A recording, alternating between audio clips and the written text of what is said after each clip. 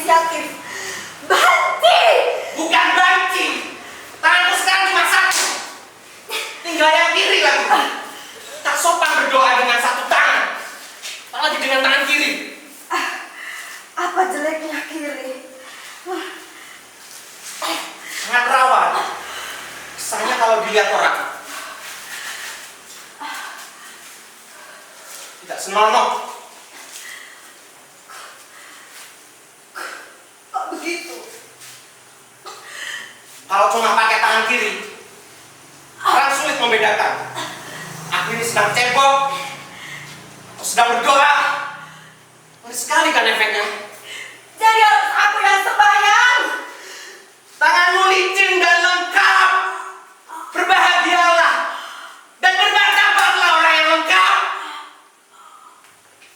Jangan sepelekan orang cacat. Orang cacat masih bisa selingkuh. Jadi kiai, jadi presiden, jadi tukang foto, jadi tukang cukur, apapun. Apapun.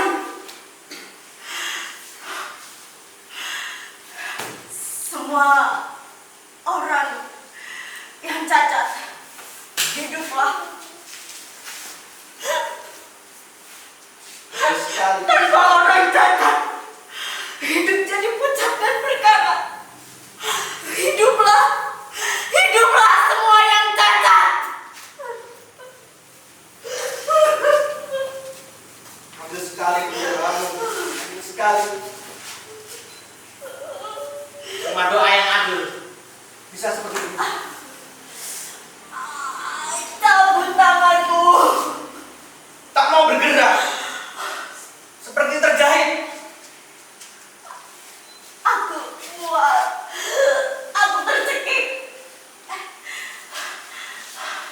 Coba nyebut. Nyebut. Satu bangsa.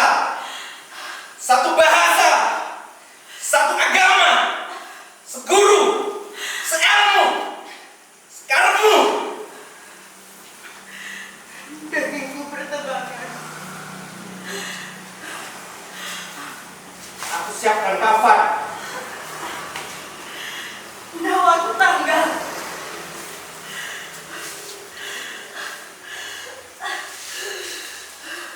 Nyawaku tanggal. Kita ke surga.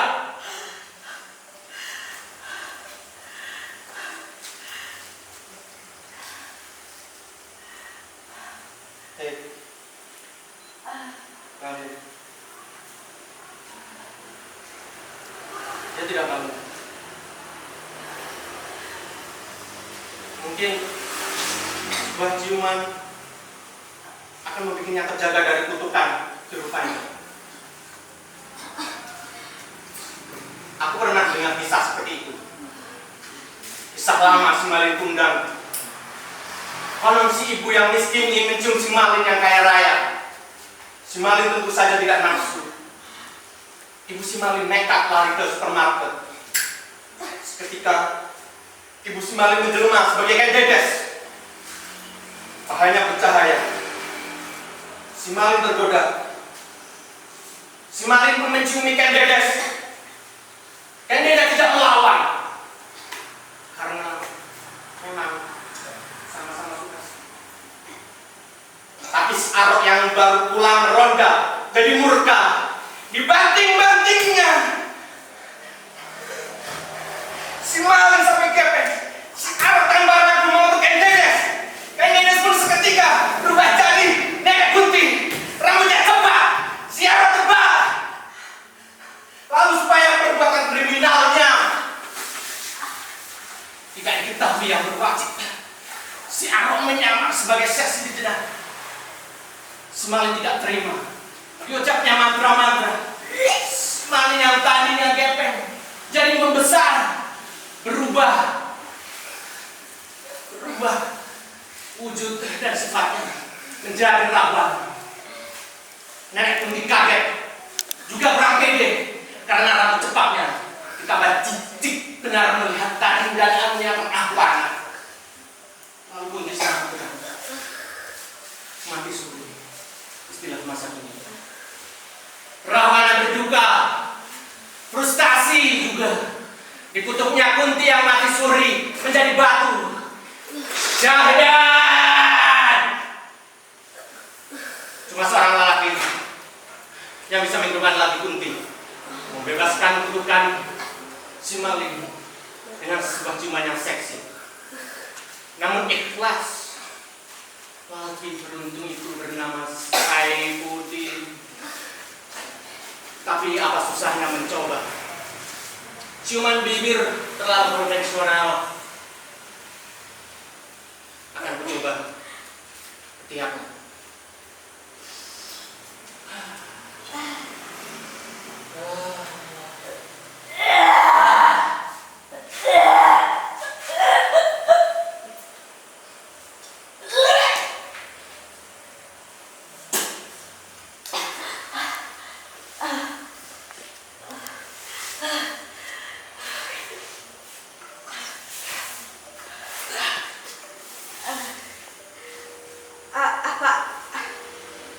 Aku hidup.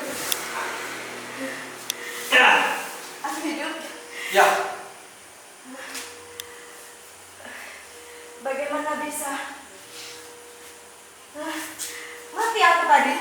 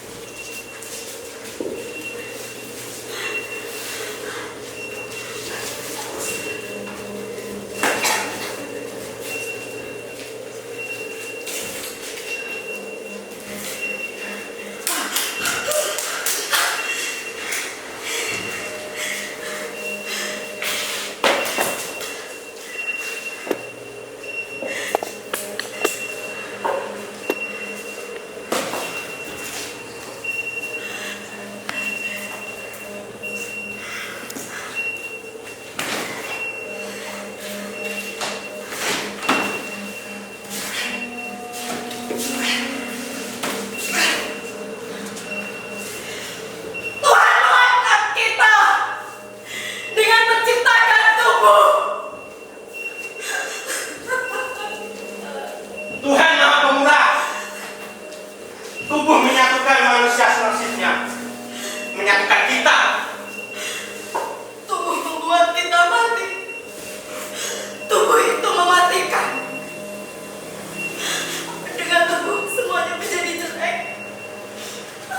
Aku gagal menjadi plastik. Kau bukan ember.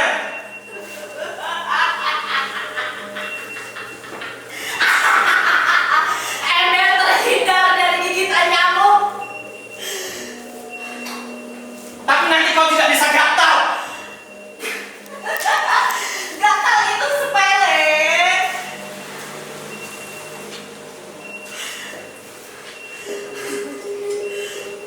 Gatal itu anugerah. Anugerah.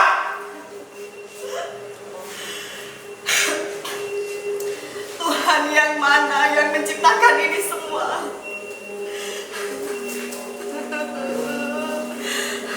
Tuhan yang menciptakan alam ini.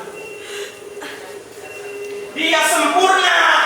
Sempurna, tapi tidak bisa membasmi nyamuk. Nyamuk itu sudah berabad-abad, tapi tidak pernah punah. Mungkin, Itu kan hal sepele kan, ya kan? Iya kan? ya, mungkin dia menyamar dari malaikat. Malaikat. Malaikat. Kok ngajak bercanda? Masa malaikat gigit-gigitan seperti nyamuk? Ya mungkin dia menyamar semacam resource.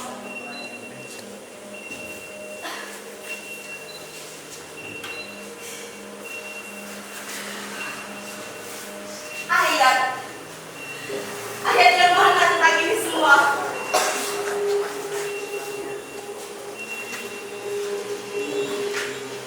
Ya Ya mungkin itu cara dia menyampaikan ayat-ayatnya. Ayat kok lewat gigitan. Itu adalah cara menyampaikan dia kepada manusia. Untuk gigit-gigitan. Iya. Maka jadilah kebudayaan.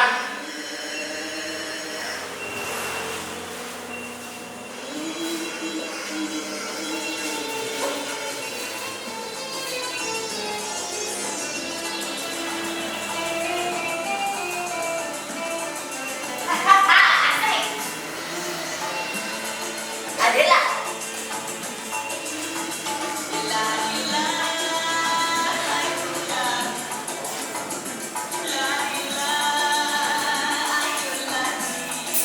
Lihat. Kau suka melihatku tanpa pakaian? Ambil dulu naskahmu. Anjing. Kecepatan loh.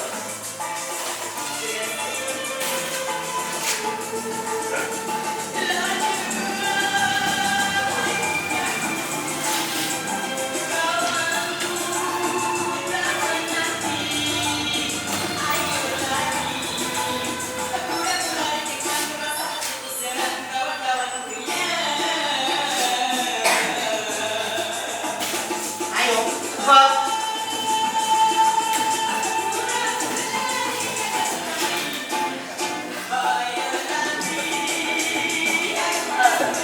Kau suka melihatku tanpa pakaian? Aku normal. Kamu abnormal. No way. Emang tertib. Aku cepet paham kemauan orang. Kamu tidak pernah paham kemauanmu sendiri.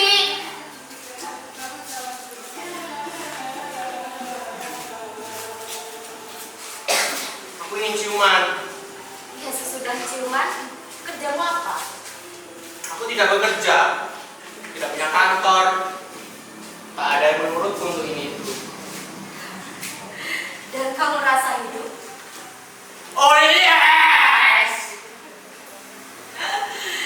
Ciuman itu kemunduran, bikin tubuh jadi purba. Untuk siapa? Tengok tuh, orang-orang di sekitarmu. Mama. Tuh, saat apa diam dulu? Mana anjing? Aku tinggal di kompleks tuh. Aku tinggal di kompleks militer. Mereka termasuk orang. Ya saat mereka telanjang, Kemana pun pergi, militer selalu berpakaian. apa yang sesungguhnya kita butuhkan? Menjadi pejabat. Jadi boneka lebih menarik.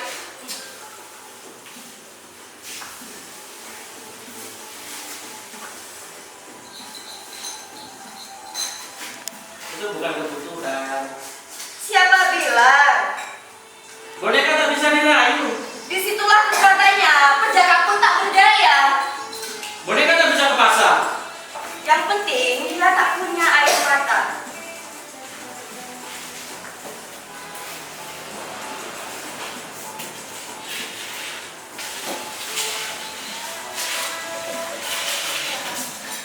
Selera kita sulit dirukunkan. Begitu juga dengan kematian. Kematian paling akrab dengan kita. Paling durjana.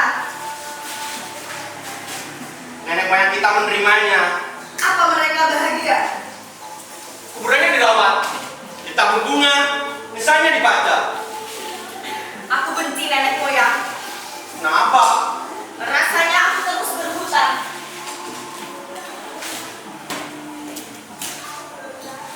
Ada nenek moyang yang lain. Cuma rabungku yang doyan ereksi.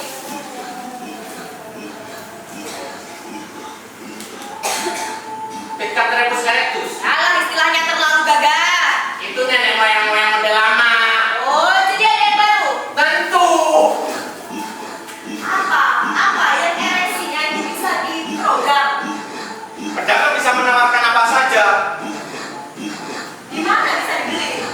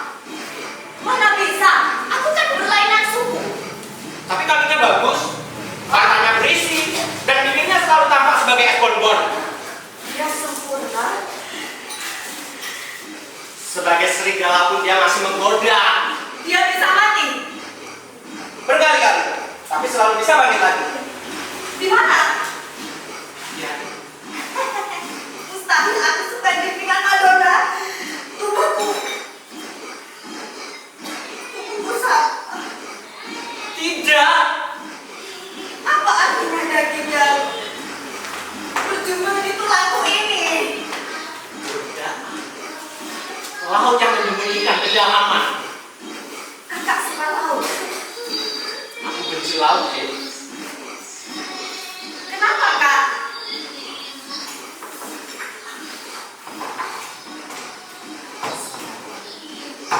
Laut tak dijual di supermarket. Kenapa ingatan Kakak selalu kembali ke supermarket? Di sanalah semua tubuhku simpan.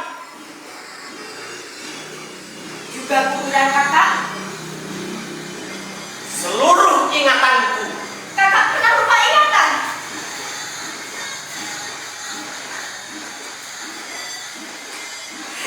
Iya. Apa? Kapan? Saat terlambat membeli obat nyamuk. Edan! Apa? Edan!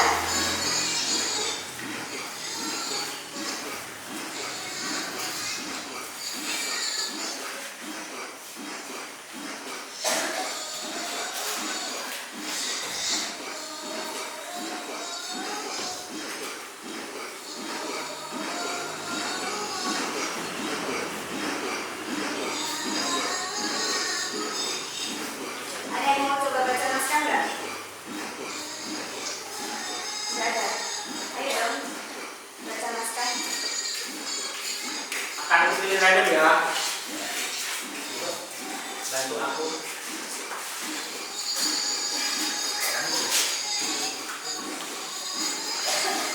Capek ya aku baca sendiri. Ayo lah baca bareng.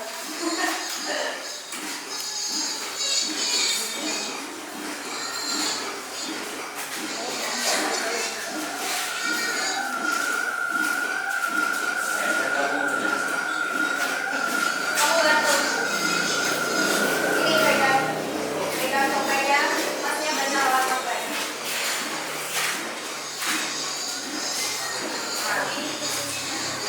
Hebat banget baca.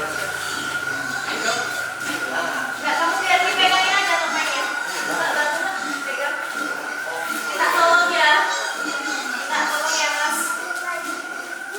Oh, peganginnya. Kamu bacanya ngintip dari situ ya. Nah, kamu jadi peri satu. Tapi ini aku mau dialog dulu. Kan aku dulu tuh wanita. Aku dulu wanita, nah kamu nanti peri satu. Tunggu ya. Yaudah, itu masih belum siap daripada capek ya.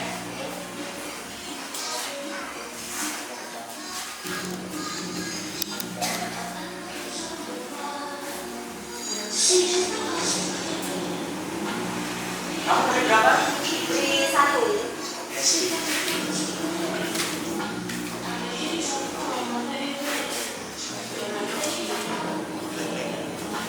Udah gak usah dibaca, dibaca aja udah. Kamu di tempat sini. Nanti kamu nanti mukanya. Kamu baca lewat ini lubang-lubang ini. Terus kamu jadi berdua ya kalian ya. Udah ya.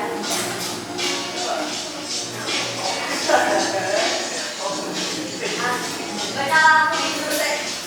Asal males tuh deh. Kamu kok gitu sih? Mana? Ini. Kamu aja ya. Tuh, dipegang. Kalian pegang.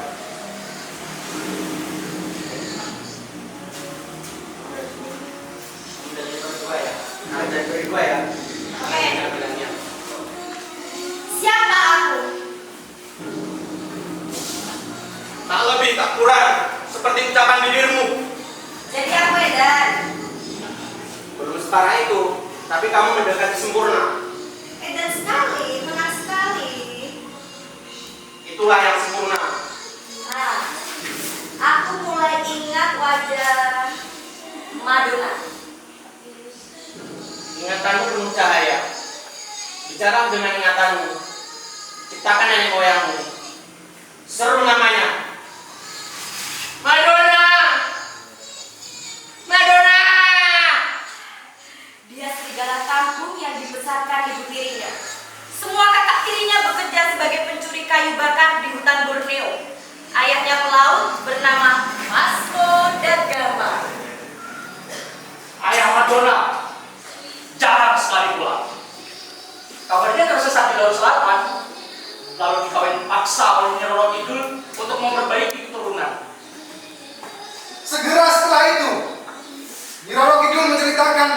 gajah Jawa yang memang kurang tampan tampilannya. Madonna tak betah di kejutan. Dia lari ke kota, tersesat dalam arus demo mahasiswa. Malang nasibnya. Dia kena tembak. Nenek, saat bekerja di dapur umum, dia malah diperkosa anjing hacker dari pasukan anti huru hara. Tapi sejak itulah Madonna sadar dia punya jenis kelamin yang menggoda. Dengan baju serba koyak dan dada yang nyaris tanpa bilang, bertemulah dia dengan Sudono Salim BCHK, dewa penolongnya. Sudono Salim adalah dewa perang yang menyamar sebagai pemulung. Iya kan? Ya. Awalnya Madonna dikerjakan di pabrik terigu. Lama-lama tubuhnya yang berbulu jadi mengkilat dan putih. Kok begitu? Itu cuma efek asimilasi dari terigu. Tapi Sudono Salim melihat potensi baru dari tubuh serigala itu. Maka Madonna pun terang nasibnya. Diangkat sebagai direktris pabrik BH sekaligus pengelola kebun binatang gembira lokal. Sejak kebun binatangnya sukses menangkapkan sepasang pengantin sebuah umbu yang hampir punah, Madonna sering diundang ke Las Vegas, bicara soal perubahan ekologi dan menyatakan bahwa perjudian harus dijauhkan sebagai cara melestarikan iman. Jadwal kerjanya begitu padat kini. Madonna makan pagi di Singapura, minum teh di Jepang, lalu makan siang ke Italia. Untuk buang air, dia pilih Jakarta. Sore terbang ke Amerika, memasarkan utang dari serat rambut perawan Cina. Bahan itu juga yang kabarnya ditenun menjadi selimut murni para parau. Malamnya Madonna selalu tidur di hutan. Dia tak punya apartemen. Tak suka anakku yang melarat. Nih. Madonna tidur di hutan untuk memelihara naluri hewannya. Atau iseng-iseng menerka leher pengusaha HPH dengan taring beliannya. Subuh harus cepat bangun, menaiki KRL paling pagi. Atau berlari kencang menuju sungai Gangga. Berendam lama-lama supaya semua bibit bulu serigalanya kembali sirna. Pukul 7 waktu GMT, pasukan pria sudah menunggunya di Paris. Setiap hari Senin, Madonna berkebaya. Menjelang 1, di tubuhnya cuma melekat celana dalam transparan, terbikin dari selaput otak unta betina. Adem rasanya. Serigala kampung itu tak sempat lagi berdoa. Berdoa ala serigala lain aturan waktu dan tata caranya. Jadi Madonna beriman. Lebih dari iman, dia punya impian. Dialah yang selalu berpidato dengan kata pembukaan. I have a dream. Macam apa impiannya? Dialah yang memimpin agar semua hewan diberi jatuh celana dan harus left merknya supaya semua gerak hewaninya bebas, tapi semua hajatnya terampung sempurna. Sesudah ditampung, hajatnya diapain? Hajat-hajat itu didaur ulang jadi pupuk kimia. Sedang saripatinya bisa dibikin ekstrak, disusupkan jadi bumbu rahasia yang goreng donat yang kaya rasa. Gagasan Madonna lebih sistematis dibanding gagasan Hitler yang ingin membuat pupuk dari daging Yahudi yang dibakar paksa. Dengan semangat I have a dream, Madonna diundang ke forum PBB. Di situ dia bicara. Yang mulia, saya cuma seekor hewan, tapi sayalah hewan yang sadar begitu pentingnya utang. Saya telah membuat tambaian utang sekuat tambaian ayat-ayat pedang. Lalu di akhir pidato, Madonna melepas utangnya dengan cekatan dan tampaklah daging serigalanya putih sempurna seperti bayi tanpa plasenta. Serentak rapat resmi menjadi gaduh. Semua pembesar berlarian keluar, merangsek ke supermarket, memborong utang-utang untuk diimpor ke negara-negara yang dianggap terbelakang.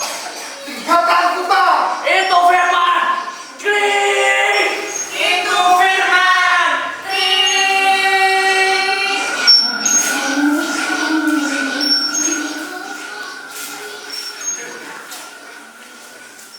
Yuk semuanya pelan-pelan minta tolong untuk berdiri dan bikin satu barisan memanjang. Yuk. Dari sini yuk, dari sini. Dari sini semua. Yuk. Ayo semua. Ini aja, santai aja. Emang santai.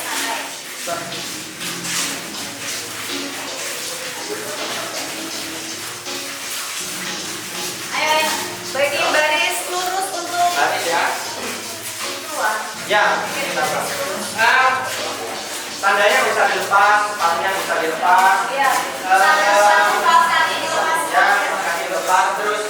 Nah, tolong ini juga dibikin kalau pakai celana panjang. Iya. Yang pakai sarung bisa dilepas. Apa ya? Ya. Nanti dicincin ya. Dilepas aja.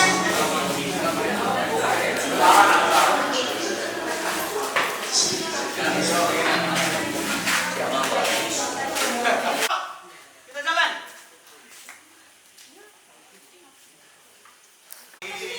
Ayo turun mas ke tengah. Ingat tadi sampean kabeh.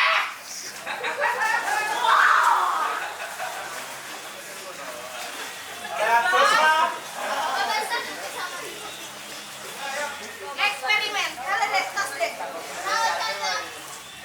Hai. Ayo, Pri, ayo, Pri. Ayo. Kamu, Pri. Ayo Prima, aku butuh di sini. Butuh di bawah air hujan. Pemandangan ya, bukannya harus menanti hujan. Bukannya harus di laut. Gimana banget anjir. Pri. Prima yuk. Prima yuk. Ayo Prim, cepet Prim. Ini aktor latihan kok. Bentar, Mas. Ada yang pancret ini. Ayo Prim, aku di Pri, latihan, Pri. Sabar. Namanya juga anak kebudayaan pasti sulit. Sing keras. Sing keras. Ya, latihan.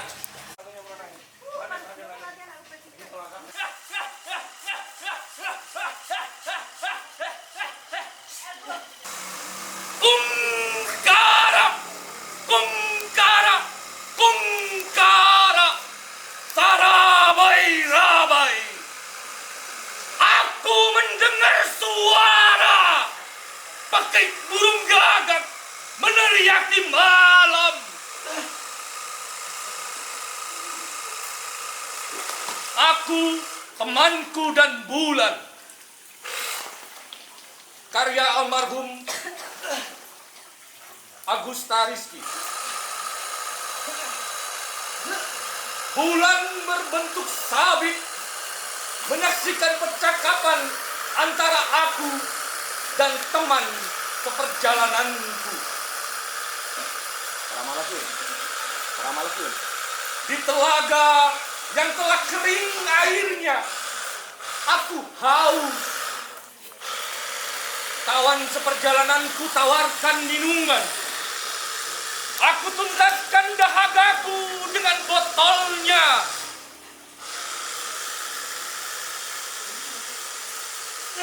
Bulan masih bersinar temaram.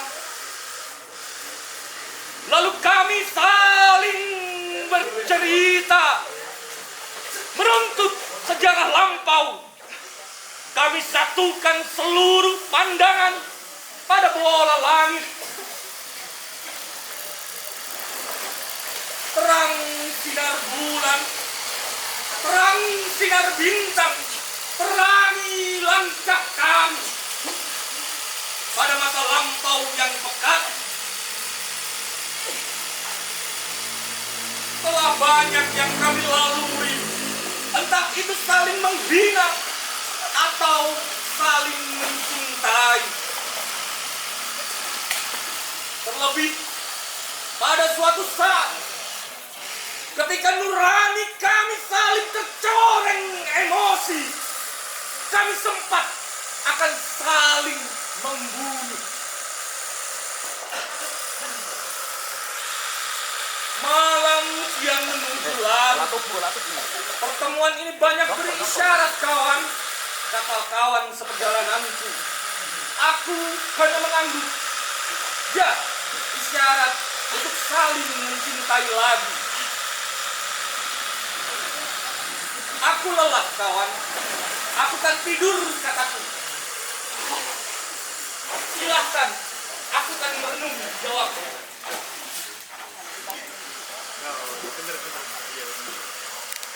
Bulan masih bersinar temaram. Lalu tak lama terdengar isakan tangis. Isakan tangisnya terdengar lirih olehku. Lalu ia menghampiriku. Maafkan aku, kawan. Air yang kau minum tadi itu ku beri racun. Katanya lirih dan terpatah-patah. Aku terkejut. Isakannya semakin keras terdengar. Lalu ku coba tenang. Biarkan racun itu akan mati dalam darahku karena kejujuranmu. Jawab. Tiada lagi prasangka. Maka tiada bergunalah racun itu. Sebab hanya dengan prasangka racun itu akan semakin mematikan. Lalu aku peluk dia. Isakannya masih terdengar lirih. Tak terasa cucuran air mata yang membasah.